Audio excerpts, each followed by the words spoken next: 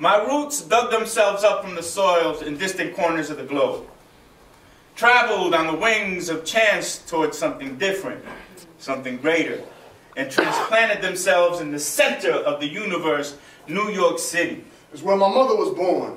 My father had came from the Caribbean to Long Island at a young age, and it was there where they happened to meet, and eventually would have me. But tell me, how many bad seeds does it take to make a half-breed? I'm a half-breed, but the seeds are pure. Regardless, in my Latino half, I'm more secure. Half El Salvadoran and half Greek, but what most people see is a Puerto Rican. Half Puerto Rican, but everybody loves to remind me of how white I look. Even though my mother continually asks me why I can't be more Irish. It's hard when your last name is written and pronounced in Spanish. I tell her, this is exactly the type of thing that confuses children. I grew up in LI in a building, an island of Latinos in a sea of whiteness. The kids on Pierce Place referred to the ones where I lived as the Spicky Spaniels. I felt threatened at times. Not fully understanding prejudice, I could still recall wishing that I could jump over the color lines to be seen as someone white, non-Hispanic. I remember the first time I punched a fellow classmate in the nose during recess for calling me a spit.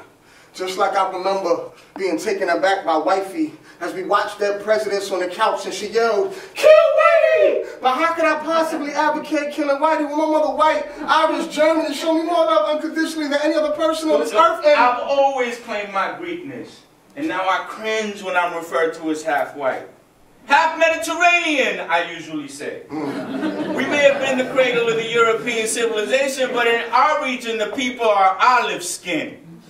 I use melanin as a defense. Despite the apparent lack of mine, especially in the wintertime, and adulthood is flipped. Somehow I bought into the belief that to be perceived as being white is just not that cool. Not that hip. But I mean, whether or not it's hip, we supposed to get some type of privilege off this shit, right? Word. I'm supposed to be entitled because I'm half white. Shoot, like I ain't worked my whole life for everything I have. Like I ain't hustle my ass off to get that college degree. Like I ain't get thrown out the house at 16 by my white mommy. Reality is that both my parents are born poor, and I'm still poor, and it's not white when I bleed. Being half white is supposed to entitle me to a father, but he's still a deadbeat.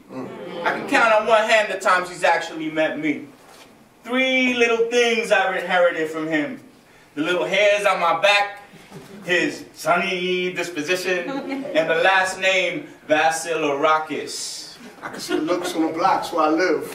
When I go to my job in Harlem on 145th, when I take the train to Brownsville, the looks are always the same. What is this cracker doing on the train? I'm that book they almost always judge wrong when looking at the cover. I can't blame them for not knowing that Abuela's nose is broader, her skin a darker complexion, or that priest who told me I walk with black muertos. If you only know part of the story, then you don't know the story. So on which side do I side? Gyro or a pupusa?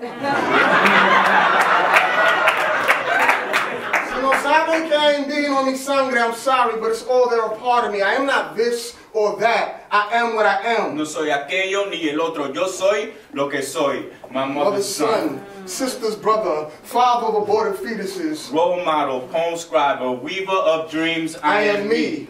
My own reality. A half-breed, stewing in a melting pot.